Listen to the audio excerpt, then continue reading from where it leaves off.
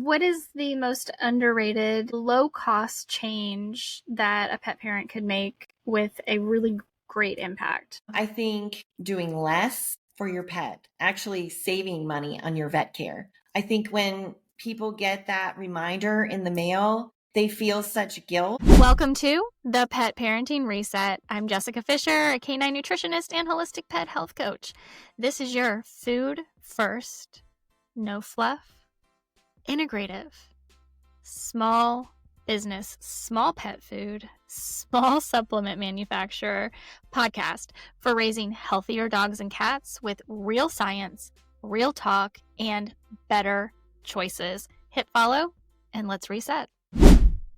Welcome back, pet parent. You know, I always love having veterinarians on, especially the ones that can help us understand their journey into a more holistic lifestyle, into a more holistic practice for their patients. And so when Dr. Kristi Wilson and her team reached out to me to come on the podcast and I learned a little bit more about her story, I was really excited to bring her on to talk to you guys. For anybody who's listening, if this is the first time you are listening, my name is Jessica. I am a canine nutritionist and holistic pet health coach, and I host this podcast that you're listening to right now, the Pet Parenting Reset. And on this podcast, we talk about all things holistic health, integrative health, quality of life for you and your pets. So I want to welcome Dr. Kristi Wilson to the show. Thank you so much for being here with us today. Thank you for having me. Glad to be here. Yeah, so I'd like to just start a little bit. I know we're going to talk about all of it. You have a pretty incredible story. You do have a background now in TCVM. So we're going to talk about all of those things, but I'd love to just start out. One of the things that I like to ask veterinarians is, chances are you had a very conventional training in vet school. So how did you go from that conventional mindset indoctrination and to get to where you are now? So I graduated from veterinary school in 2002, and I was I was a totally conventional, trained vet. I went to a great institution, Texas A&M University, and I did get a great education there. I came out of school and practiced in Dallas, Texas for 3 years. And then I practiced in Philadelphia, Pennsylvania for 12 years. And really, most holistic veterinarians have a start in conventional practice. And that was true for me as well. The first 10 years of my practice were pretty conventional, practicing as I had been trained and not deviating from that too much. And then really what happened is that I had a family health crisis. So I have 3 children, and all of my kids were born with, well, not really born with, but in their very early years, developed a lot of health concerns. And we had, I always prided myself on choosing the best doctors and going to the best medical centers to get advice. And I was following all the advice of the practitioners that I was seeking out. But unfortunately, with my children's health problems, there wasn't really a good answer as far as how they would get over it. So one of my kids had a severe peanut allergy, and that didn't make sense to me because my husband and I, when we were kids, there weren't peanut allergies. So me being a curious person, and then my husband is a landscape architect, so he has a lot of background in ecology. And so he understands ecosystems, and I understood medicine. And, it just didn't make a sense to us that how did this happen? Like, we can't just accept the fact that our kid is allergic to peanuts and has to carry an EpiPen.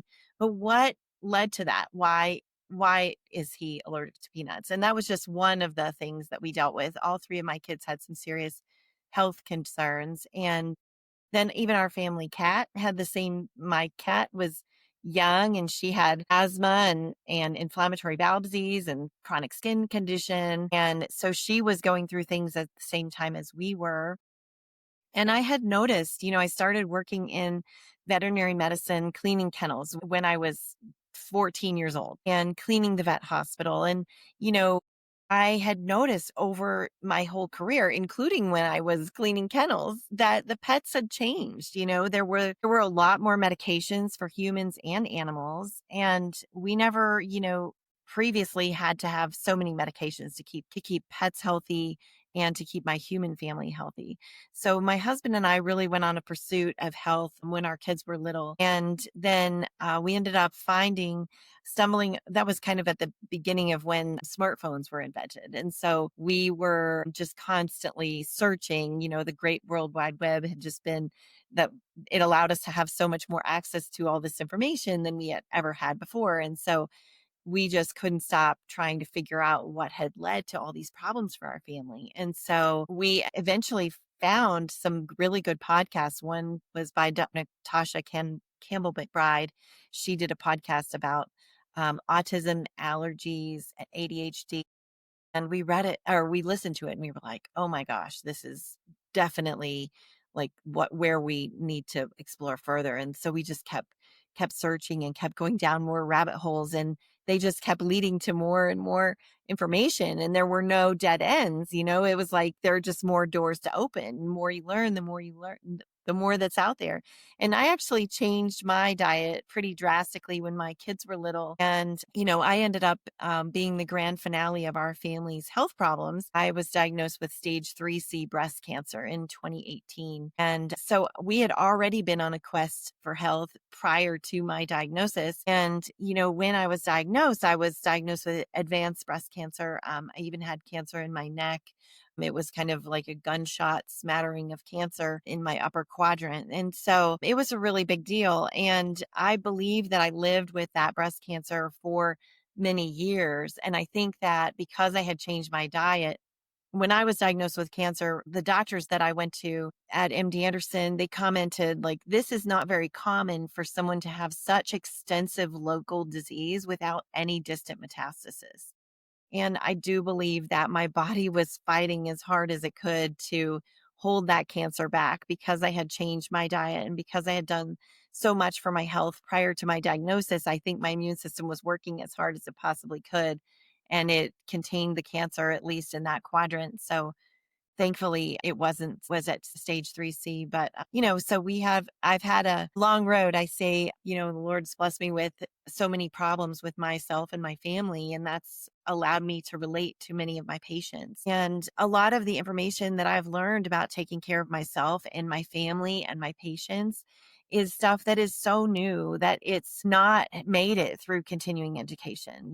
So continuing education requires every vet to go to a conference and to listen to a speaker. And so the transfer of information is fairly slow. And because by the time you get the person to speak about it and the place, all of that takes time. And I remember when my kids were little, I said, I don't have 10 years for these kids. I don't have 10 years to wait. Like I have to do something right now because these kids need to live like a normal life without medication, and they need to go to college and get married someday. My kids, maybe that wasn't going to be possible for the plan that we were on. And we did intervene for our kids, and our kids are all thriving today and have a pretty typical life. The blessing of an ordinary life is so amazing, really. Yeah. Well, and what about you? Yeah, I'm doing great too. So I went through treatment 7 years ago. At that time, I was definitely well on my holistic journey, but I didn't know near enough to be able to save myself from that situation. So I did go through the conventional treatment of chemotherapy, radiation, surgery, all of my lymph nodes removed in my left axilla. I still have lymphedema in my left arm because I have no lymph nodes on the left side. And so, um, that they took them out in surgery. So I still have a lot of things that I deal with, chronically, but I don't have cancer. I went through conventional treatment. I actually had to have radiation up to my jaw. And when I was going through radiation, I had to go to the dental oncologist, and they said I was going to need to use fluoride trays because they were going to kill my salivary gland. and I wouldn't have any saliva, and then I'd probably get all these cavities. And I looked at the doctor and was like, I don't even use fluoride in my toothpaste. How could I possibly use fluoride trays in my mouth? And so I then was like, there's got to be another way. So I found an acupuncturist, and I went to acupuncture twice a week the entire time I had radiation on my neck, and he saved my salivation. And so I have great salivation now, and I have no problems, and definitely not using any fluoride trays. So, it's just the more I learn, and all of the things that my family has been through, there is always another option. When you get something like a recommendation of fluoride trays, it's like, okay, I've got to figure that out now. It's just like, what do I have to figure out next? Yeah. Yeah. Oh gosh. And it's a lot. Yeah. And you can see why a lot of people just kind of give up. They're like, it is what it is. I have to do what I have to do, and don't take the time to go down the rabbit holes, especially when, the average person doesn't even know like what to trust online. The internet is amazing and it's horrible, right? Like it there's so much opinion that oftentimes it drowns out truth. And I tend to always, not that it is 100% correct to do so, but I tend to always err on like, okay, what's more natural? What's more like came from the earth that was given to us to be able to live this life, which isn't, again, it's not 100% like, we can't act that way 100% anymore because of what we've done to the planet, in my opinion. Even with nutrition, like, we have depleted the soils and Yeah. killed the soils and like the topsoil, and so we have to make adjustments. But when I'm like evaluating something, I'm like, okay, how natural is this? Yeah.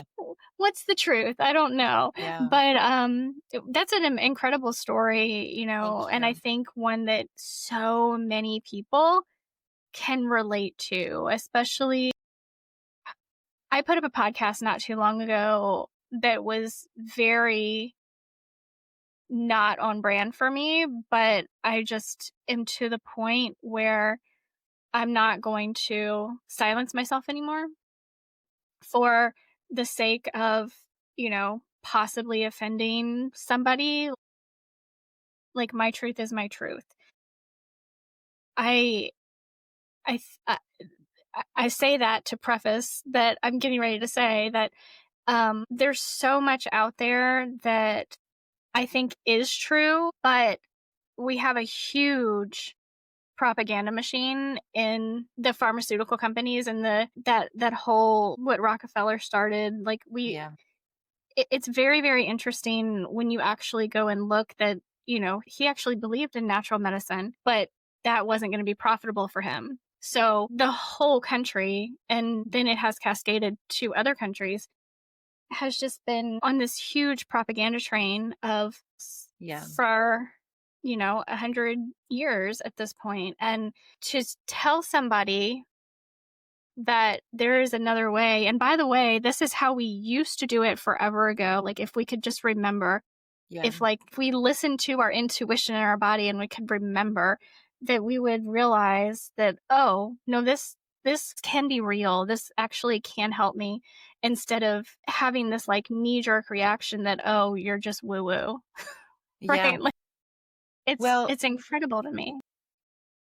and I have really experienced this firsthand for the past 15 years almost, because it's interesting because the number of times that I have been canceled and discredited for leaning on more natural medicine, and the friends that I have lost, and the relationships and all of that, and it's because it's just it's a very complicated web of problems. When my kids were little, I noticed that my son would have a reaction to gluten. And when he would eat it, it would be really significant, and the changes in him. At that time, this was 12 years ago, before being gluten free was cool. Hmm. And it was almost impossible for me to trust anyone with my son because no one believed that it could be that harmful to him. What's one pretzel stick? Like, come on, is that really going to hurt your son?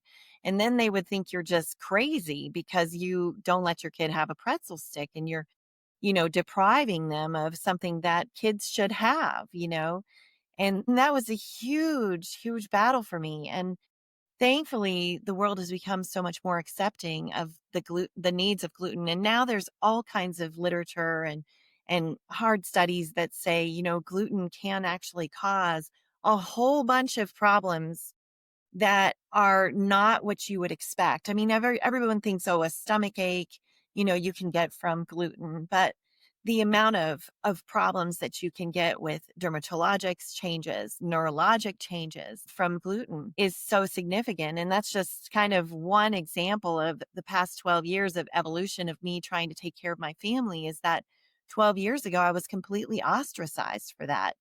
And now it's very much accepted, and it's kind of, Yeah. that's just one example. I've done, I've got hundreds of more examples of Yeah. the same thing where, initially when people hear it, they just, rear up against it and they really are think that you're just crazy and then give it time, let it simmer, let more people be aware of it. And then the world comes around. Yeah.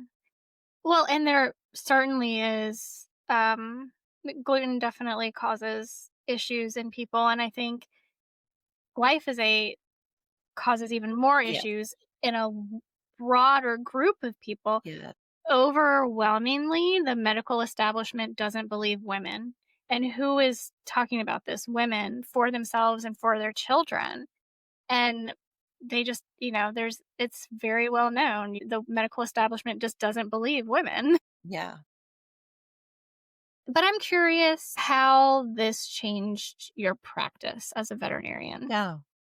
Well, that's a great question. I basically, I've always put the oxygen mask on my family first before my practice because my children were the most important thing to me with my goals. And, so I always was pushing to learn more for them and for myself eventually when I was trying to save myself from cancer too. Because, conventional medicine will get you so far. Conventional medicine certainly got me out of the weeds with my own diagnosis. It certainly did. But I do not believe I'd be alive today if I hadn't picked up the reins and gone in a holistic path to make sure that it didn't come back.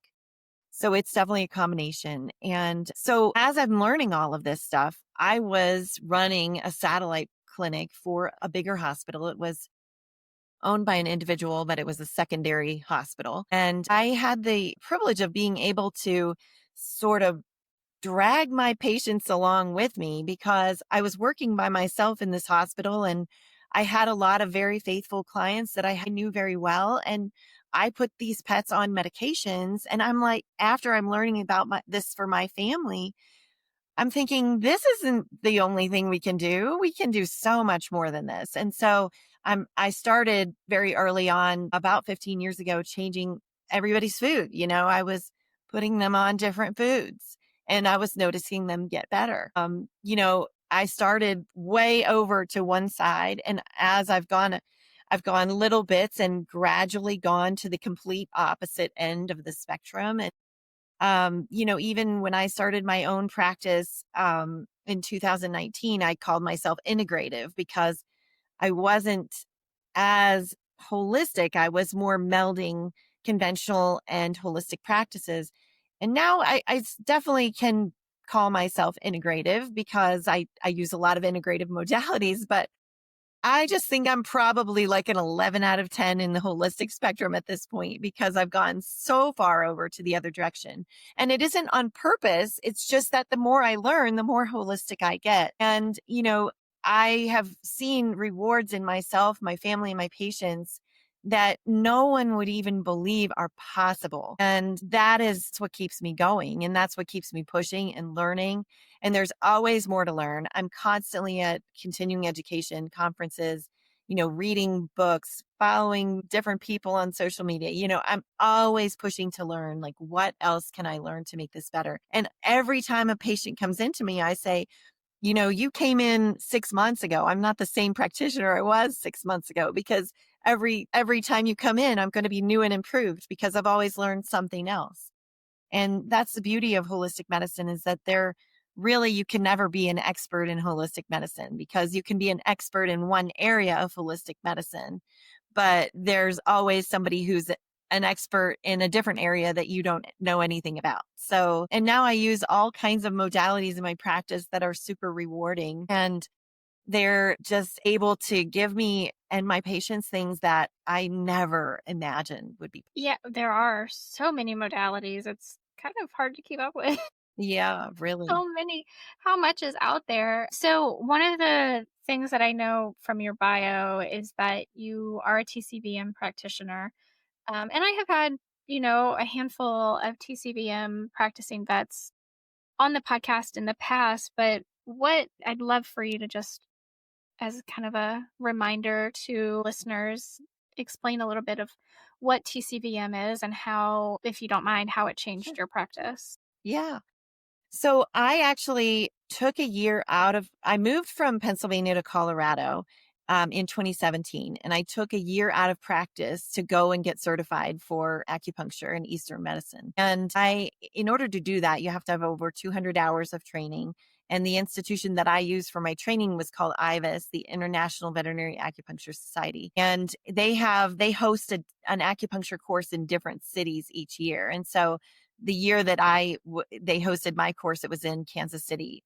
And so I traveled 5 different times to Kansas City to go and do this acupuncture training. And interestingly enough, so I had taken that time off of work because we moved across the country and I wanted to get acupuncture trained. And while I was doing that training, I was very sick myself. And then right after I got my acupuncture certification, I was diagnosed with breast cancer. So that was what kind of was a big thing. And then, after I had gone through my certification for acupuncture, then I was diagnosed with breast cancer, went through that whole thing, which takes you down for a year. I couldn't go back to conventional practice and I couldn't work for someone else. So I had a friend and mentor at the time, Dr. Judy Jasek. I just reached out to her because she was another holistic vet in the area. And she was so welcoming to me, and she invited me over. And so I went and saw her practice, and it kind of closed the gap for me. And so I just set up my own shop. And that was 2019. It was November 2019. And then we all know what happened in March of 2020. And I then was just pummeled with people with COVID puppies, and Yeah. they didn't want to do curbside. So the original clients of my practice were actually pretty conventional people that just didn't want to do curbside for their COVID dogs. And so I built my practice with COVID puppies. I have a big couch that they sit on for their appointment. I have rugs on the floor because no dogs like to walk on slippery floors.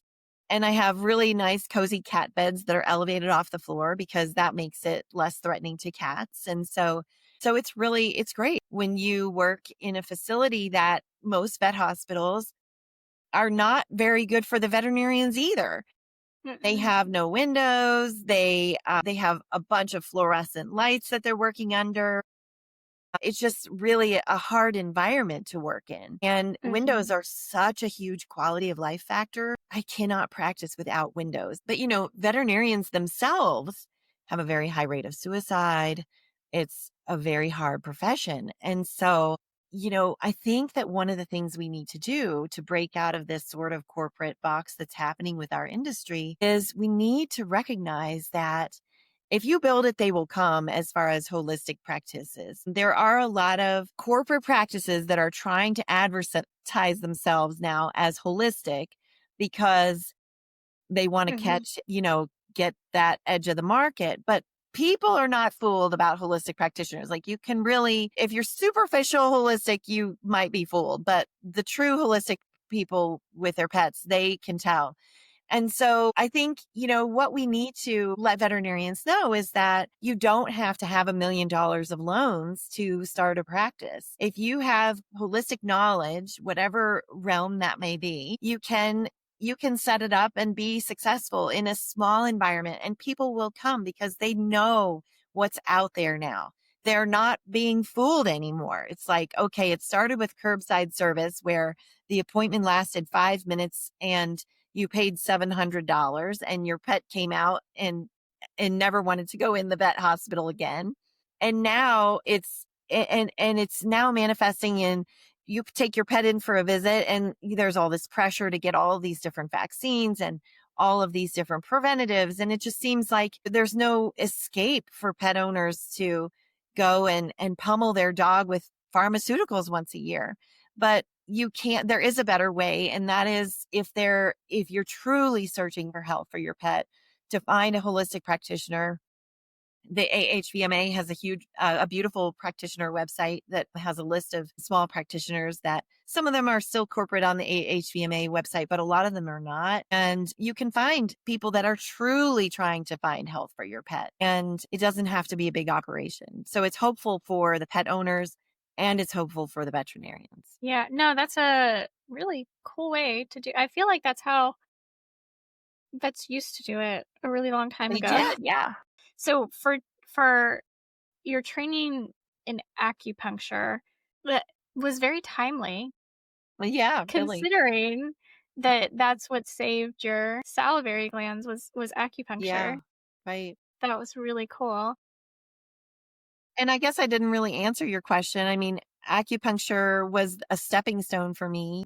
I use Eastern Chinese medicine in everything I do to explain to my, that's how I kind of explain things a lot of times, is using the metaphors that are set up by, in ancient Chinese medicine, they didn't have a lot of they didn't have textbooks. They just passed their information down and they basically explained health in using metaphors. And it's amazing how accurate they were thousands of years ago, because now you can put Chinese medicine side by side with conventional Western medicine and the parallels are they're very similar.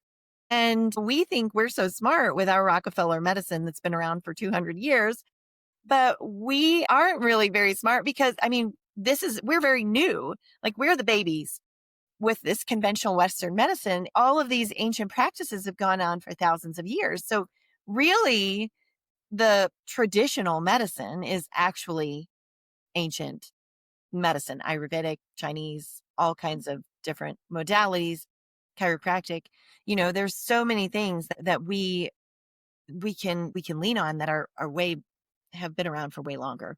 And so I do use Chinese medicine and acupuncture and everything that I do. I use a lot of Chinese herbals. I also use bioresonance. And so that's been a huge piece of my practice that I would say the biggest movers for me as far as knowledge and education have been Chinese medicine and bioresonance, because that has been just as impactful to me as my acupuncture training. But the two kind of, they synergize. So it's helpful. They really do. I use a lot of bioresonance. In fact, I'm such a fan of bioresonance that I have worked with Pet Medela. I'm very fond of their technology because bioresonance companies are really technology companies. Right. Yeah. That I've worked with Pet Medela to put out a dog specific bioresonance test that I'm very, very excited about. Launching is getting ready to launch. And I like that there are two different testing levels. So I think we're pretty familiar with a lot of the ones on the market right now that are like food sensitivities, environmental sensitivities, that kind of thing. So there is a level for that. And then there's another level, broader scale scan that also does hormone imbalances and nutrient deficiencies and like heavy metal toxicities. And I'm really, really excited for this because it's not just the finding out what we need to remove, like all of the taking everything away that a dog is sensitive to, but it's also the why behind it. And I love bioresonance, but you're the expert here. So tell me, tell the listeners what bioresonance scanning is.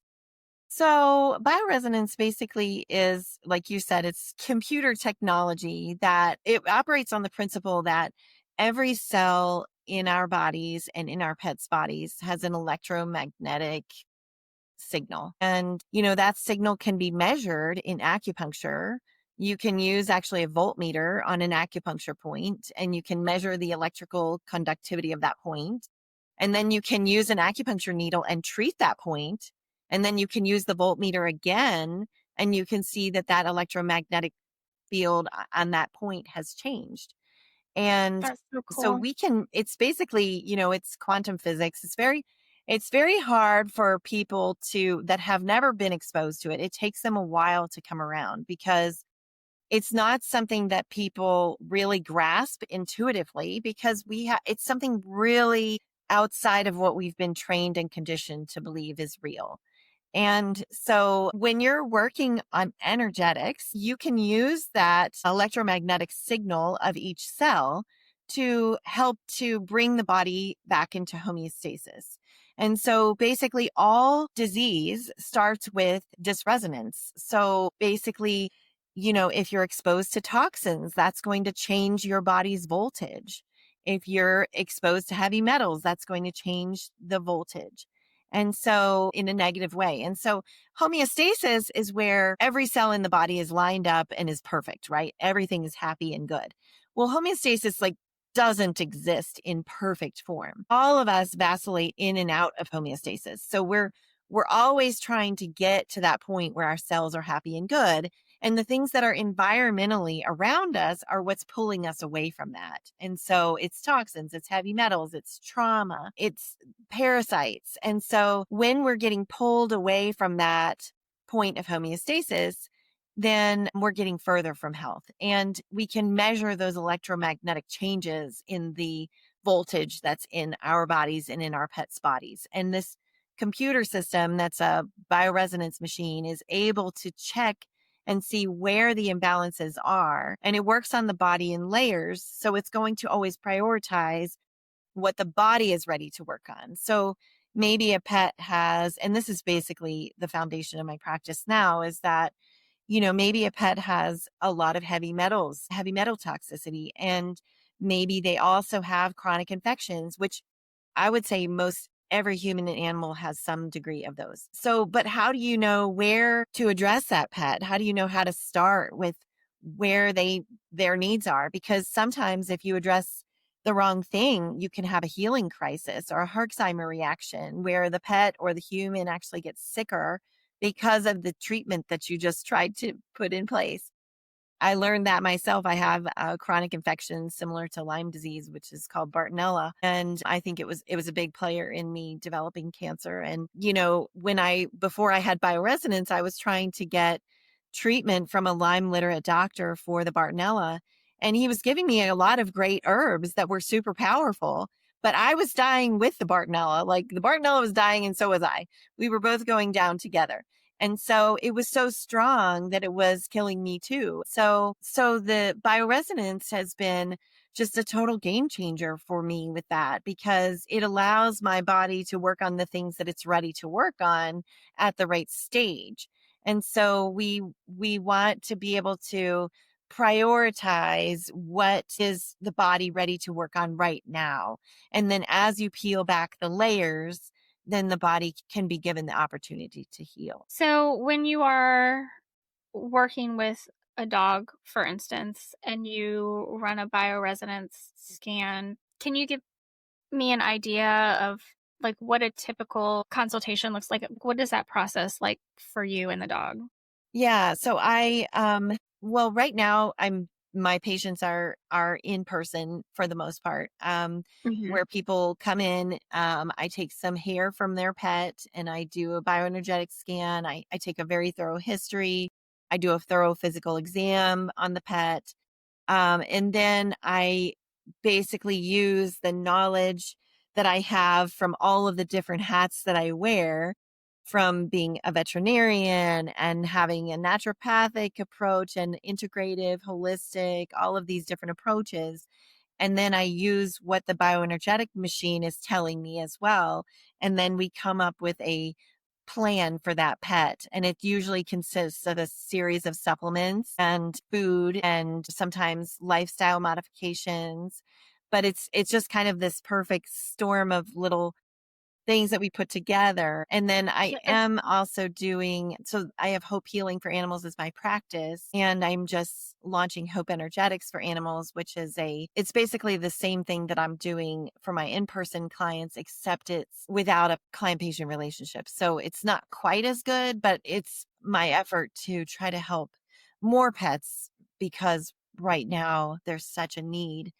And I do have a yeah, very long waiting list. So that's, it's just like trying to figure out how can we help more pets because there's plenty yeah, of vets on every corner to offer vaccinations and Apoquil and Cytopoint and Librela, but there are not a lot of vets that can offer supportive care with detoxing heavy metals and in chronic mm-hmm. infections and helping you with the right food and all of that. So I think that's definitely an area where there's a lot of hope, and I feel like the world is starting to realize the need and the benefits of that. Yeah. Is that the Quest Yes. machine? Yeah. Okay, yeah. I talked to them at AHVMA a couple of years ago. It looked really, really cool. Yeah. I was very And impressed with that. I would say it's a very high learning curve because Mm. you basically build your machine to do what you want it to do. That basically you can buy the machine, but it doesn't have the ability to do all of these things until you program it. Every person that uses a Quest has their own snowflake as far as what that machine can do for them. So, Yeah, it's really, really cool that I know I talked to them and because Dr. Marlene Siegel is a big, big proponent yeah. for and she sent me over there to talk to them and it was really, really I like it. Yeah, she's another practitioner. There are a handful of practitioners that are veterinarians using it in the United States. Mhm. Not a whole lot of us, but there are some.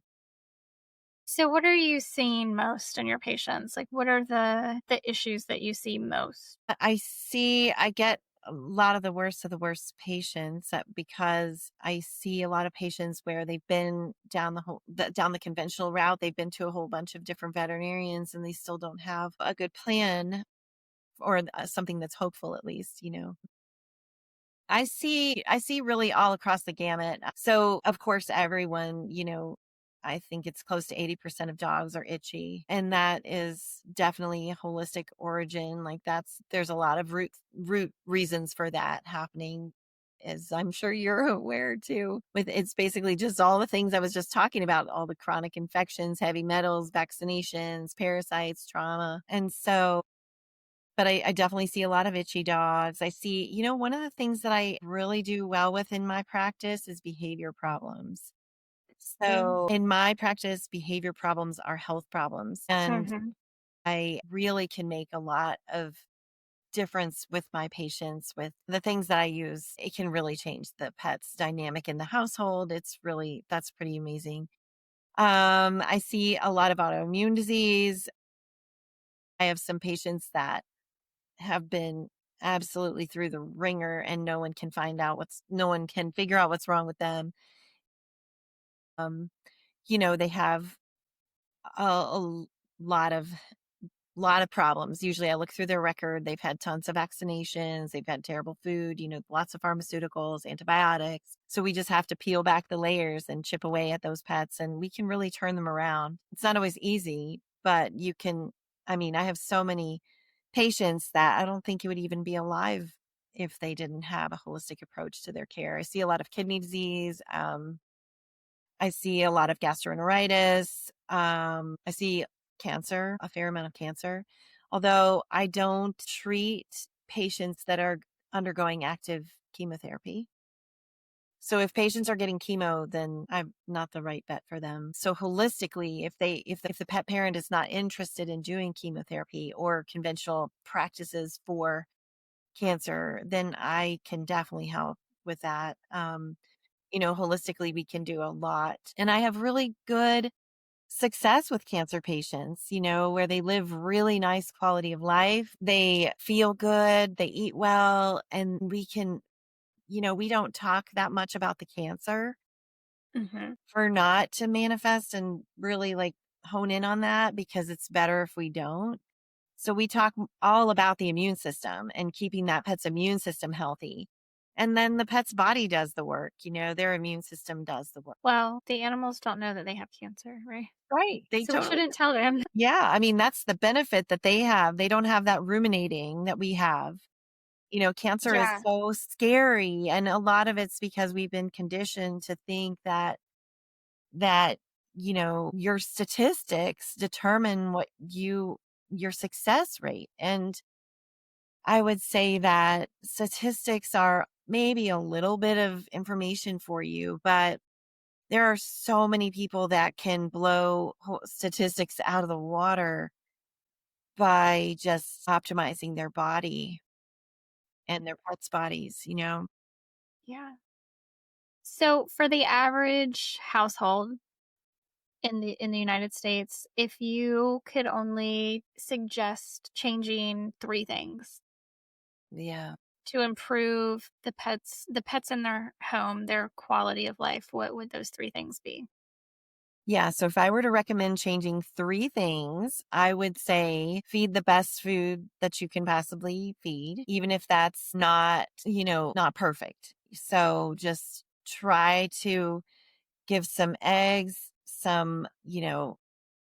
if you have leftover asparagus from dinner or salmon skins, try to just feed some fresh food as much as you can. Organ meat's amazing. So feeding fresh food would be a big one.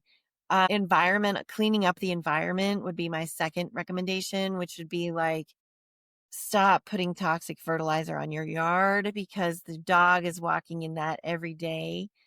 And also, the drinking water, make sure that that's filtered, making sure, even the cleaning products you use in your house, the air fresheners, all of that adds to their toxic burden. And then my third recommendation would be to really be careful with what interventions you do at the vet. Be very careful with vaccinations, ask for titers, you know, don't do all of these vaccinations that they're recommending right now, and be very careful with antibiotics, pharmaceuticals like Librela, Cytopoint, Apoquel, all of these things. So really just have to advocate for your pet. So those would be my 3 things. I mean, there's some new vaccinations that have come out. You probably are aware of the Novivac Next vaccines that are on the market. They are self-replicating mRNA vaccines. We, just at the whole I was just at the Holistic Vet Conference a couple of weeks ago. And, we're the veterinarians are talking. It's just pretty unbelievable that you could have a product that we have never tested. No, the USDA is what approves these vaccinations. It's not the FDA for animals, it's the USDA. They're in the same category as livestock. And so they actually approved this self-replicating mRNA vaccine for animals without ever testing whether or not that vaccine could be transmitted to the humans in the household living with that pet. So we used to think that the whole shedding thing of the vaccines was a conspiracy theory, but in fact, it is not a conspiracy theory. There are exosomes of the vaccinations that are mRNA that are exhaled through our breath and our saliva and are transmitted to other people. And now we're not talking about the same vaccine that humans are getting for COVID because that's just a regular mRNA vaccine. We're talking about a self-replicating mRNA vaccine, which never turns itself off. And it is integrating itself in the biology of our pets. And we do not know the extent of what that effect will be on the humans living in that household. So you could take your pet to the vet to get them vaccinated, and you could literally leave with a dog that comes home and changes the immune system of your entire family. And that is just absolutely unbelievable that that is happening. So, vaccinations used to always all be in kind of this category of vaccines where they're all similar in how their mechanism of action is pretty similar. and you could talk about one and you would talk about all of them. But now that's changing. And when we're talking about a self-replicating vaccination, we're not even in the same ballpark as regular vaccines. And I think we all have to advocate for our pets, and we have to be aware of what's going into their bodies, not just for their precious bodies, but for ours living with them. So, talking about vaccines I enjoy it, but I know it can be difficult for veterinarians to talk about. I have had Dr. Lori Kosher on a couple of times, and she told me point blank, like, I would love to tell you what I really feel about it, but I can't because I have this license and the veterinary board is not going to let me say what I actually feel, what I want to say about these vaccines. And so, I don't expect you to say anything that would potentially get you in trouble, but how do you handle the topic of just the core vaccines with your clients?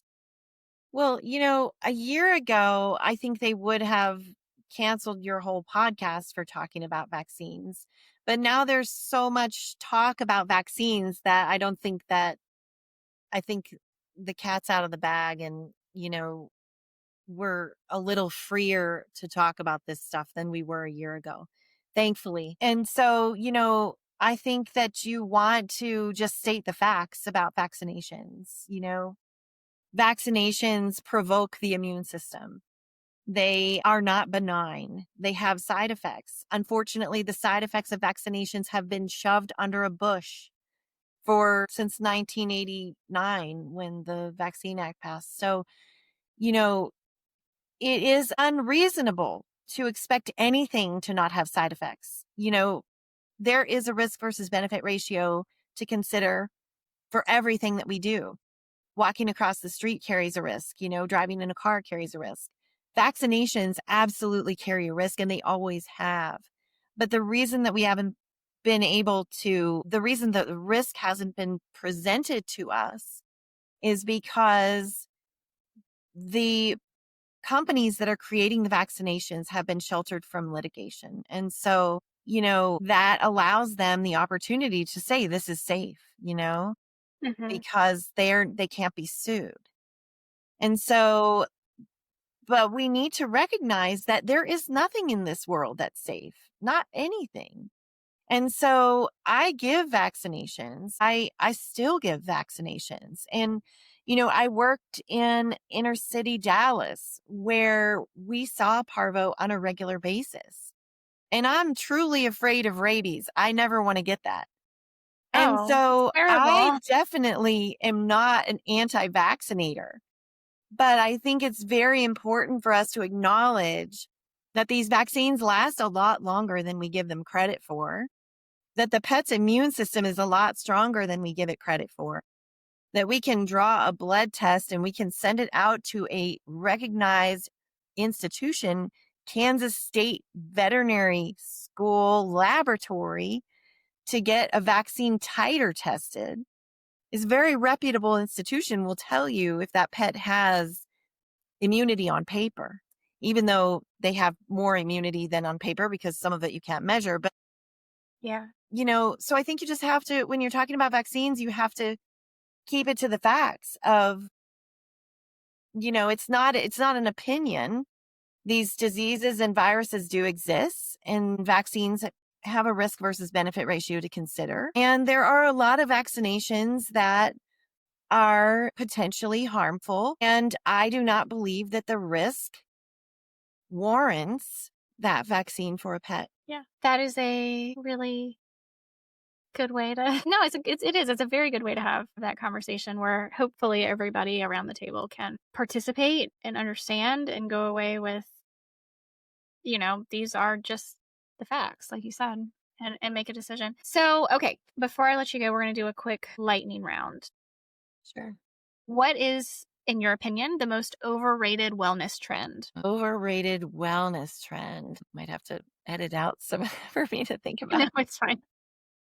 The most overrated wellness trend for pet. Oh, I know. I think one of the most overrated wellness trends is that are a lot of pet foods out there that are not necessarily that great, but they do a really great job of marketing. And so I think you just have to really know what you're looking for in the ingredients. I like to see organ meat. I like to see not a lot of I don't like to feed my patients a lot of grains or legumes. But so I think that people are really sold on marketing with their pet foods. And I think you really still have to pay attention to the ingredients because some of that stuff, you're paying a lot of money to feed what you think is a good food. And just because you're paying a lot and they have good marketing doesn't mean it's actually good food. That is very true. Yeah. What is the most underrated low cost change that a pet parent could make with a really great impact? I think doing less for your pet, actually saving money on your vet care. I think when people get that reminder in the mail, they feel such guilt and they want to take their pet in to get all of these things done to them because it says really what everything is that that pet is due for. And I think if you spend less money on the things that are on that postcard, you're going to have a healthier dog. What is one supplement that you could not keep your practice going without? A supplement, like, I don't use I really don't have a supplement that I'm married to because now that I'm into this bioenergetics, I really don't have not a one size fits all approach. So there's not like one supplement that I have like a hot sale on because it's different for every pet. Yeah. So I really don't have one supplement that I use because every pet has different needs. Yeah, no, that's Sorry, that's a fair. bad answer. It's okay. No, it's fine. Okay, what is one hill that you'll die on? Oh, so I am very passionate about getting to the root cause. The hill that I would die on is I have lots of hills like that. That's okay. You can just go down the row if you want. Yeah, I mean, I am let's see. I think hormones are really important for pets. That makes a huge difference in my patients' hormone replacement. I think that pets take on their owner's energy, and that really influences their health. And I think that the hill that I would die on is probably the unconventional hill, which is basically that it is possible to heal in a completely different way than what we recognize is the way that healing is supposed to happen. And I've seen it over and over again. And if you are out of options and you don't believe there's hope, that's just because you haven't opened the right doors. And so, and of course, we have to honor every pet and every human has a time where their time here on earth is done. But there is so much hope that is outside of the conventional box. And we just have to find it's getting to that hope that's the hard part is finding the right practitioners that align with you and have the modalities that your pet needs to bring them back to health. But I just have a lot of faith in alternative practices for health. And I've seen it work in my patients. Yeah. Awesome. So where can people find you and learn more, follow you on socials and all the things? Yeah. So I have social media, Kristi Wilson DVM on TikTok, Instagram, and Facebook. I'd love some more followers. I don't have that many. And also my practice, which is Hope Healing for Animals, and getting ready to launch the sister company, which is Hope Energetics, which doesn't have a website yet, but will have a website within the next few months. And yeah, so that would be great. I would love to be able to pass along the things that I know to help more patients. And that's really my goal. In my practice, I can only touch one patient at a time. And I have a very long waiting list of people trying to get in. And so my goal with creating Hope Energetics and with doing these podcasts and social media outreach is just to be able to share this information with more people that need to hear it. That's awesome. So, yeah, I definitely go follow Dr. Kristi and be on the lookout for Hope Energetics. That sounds really incredible, especially as you just said, it takes you to program the machine, and how much success you've had in using it with your in-house clients. I think that's going to be a really incredible resource for people moving forward. Thank you so much for being here, Dr. Wilson. And guys, thank you for being here and for listening to this podcast. Yet again, I can't tell you how much I appreciate you. Please give your pets some extra love from me and from Dr. Kristi this week, and I will talk to you again next week. Thank you for having me, Jessica. It's been a pleasure.